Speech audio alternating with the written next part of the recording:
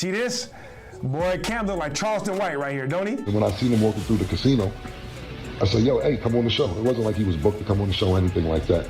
And he came on the show. And I seen he was a little tipsy. Exactly. Now that the world-class boxer is not in the room with me and out of arm's reach, I'm gonna call him an alkie and call him a junkie and say, I just needed you for entertainment. You see why we don't trust New York? Talk, you an alkie. I don't talk to you. I just needed you for entertainment for the show. Getting junkie. Dad, man, my bad. No, you're all good. 5, 4, 3. One more time for that. You an alkie. I don't talk to you. I just needed you for entertainment for the show. Getting junkie. Go ahead, man, my bad. No, you're all good. This is after he kicked Adrien Broner out. What's good, everybody? I just wanted to talk about the AB quick. You know, I didn't even address it yesterday. I just wanted to put some context to what happened. I didn't just meet AB that day.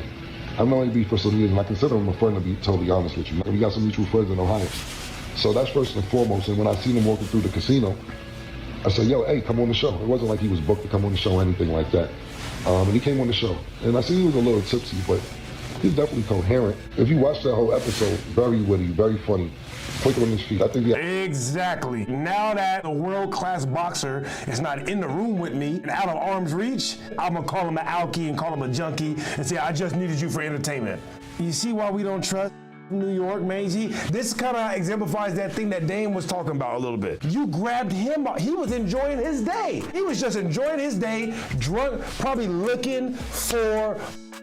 And then guess what? You called him in, and he seen treasure. And he probably just took a Cialis. Imagine AB walking through the casino, drunk, taking Cialis, looking for some females. And then you call him to come in your studio. He like, I'll do you a favor.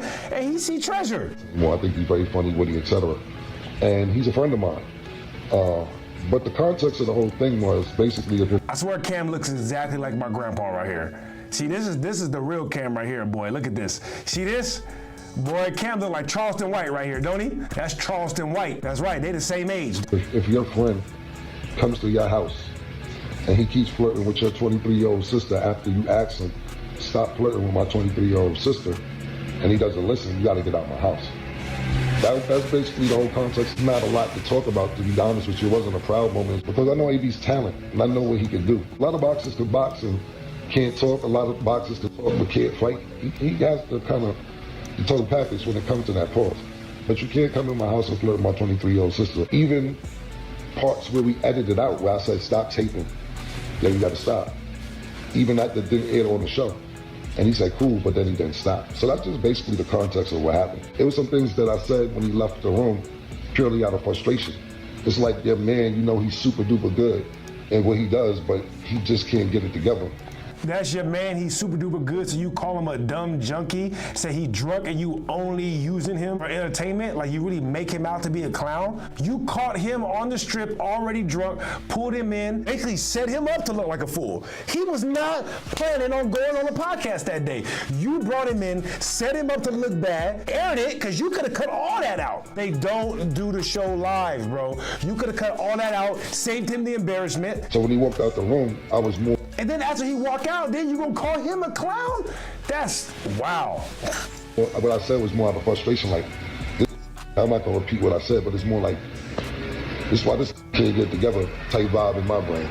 But I'm rooting for AB, I'm praying for him, and I hope he does get together because I think he's an extraordinary talent. And that's that. I don't think what AB did was correct. I didn't know that she was dating Chris next door. Let me go to Chiggs, because Chiggs is the one that dropped the info. At least that's how I found out. That's crazy that you would call him a junkie after all that. That's where it got too far. Even if you're gonna air it, that's already a little bit too much because you called him in. If he was too drunk when you called him in, would you be get it together at 45? He's a retired boxer. He got beat up for a living. And beat up did he get toward the end there? He got beat up. What is he supposed to do?